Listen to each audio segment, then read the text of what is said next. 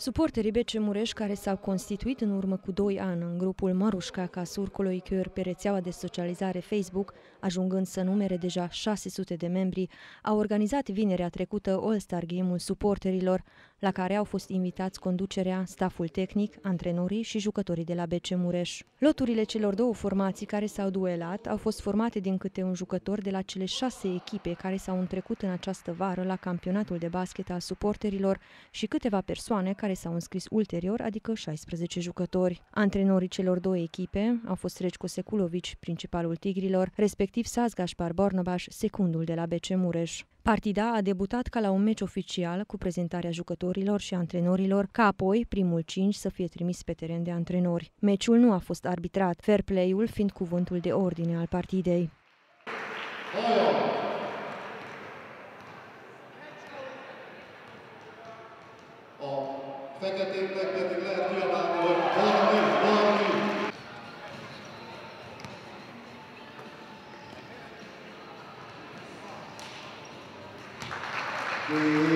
În pauze au fost organizate concursuri de aruncări de la 3 puncte și de la mijlocul terenului. Dacă la cel din afara semicercului lupta a fost strânsă și a fost câștigată în final de perechea Volter Jolt și Vaidota Speciucas, care au înscris cu un coș mai mult decât coșul Rebecca și Denon Brown, la aruncările de la mijlocul terenului niciun participant nu a trecut mingea prin inel. Fie că vorbim de tigrul Silviu Lupusavei, managerul BC Mureș Bruno Roșnavski sau jurnalistul sportiv Kadar Zoltan. A urmat apoi premierea. Volter Jolt a primit de la Saz Gaspar Bornăbaș tricoul pe care acesta l-a purtat la All-Star Game-ul organizat în Târgu Mureș în 2007. De asemenea, președintele BC Mureș, Cornel Lungu, a înmânat grupului de suporteri o minge semnată de către toți tigrii.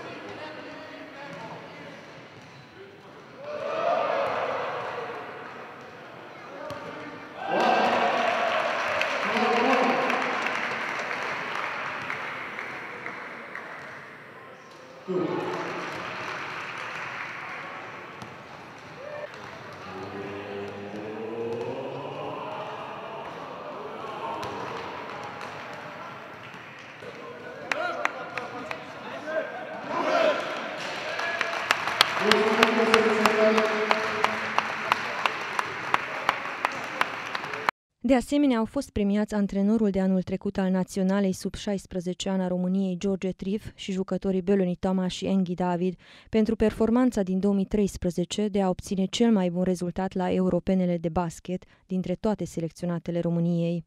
Antrenorul naționalei cu 16, George.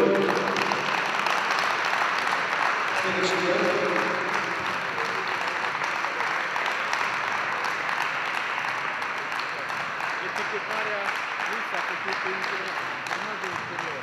Asta vine... Și doi jucători. Beloni Toma și Enghi David.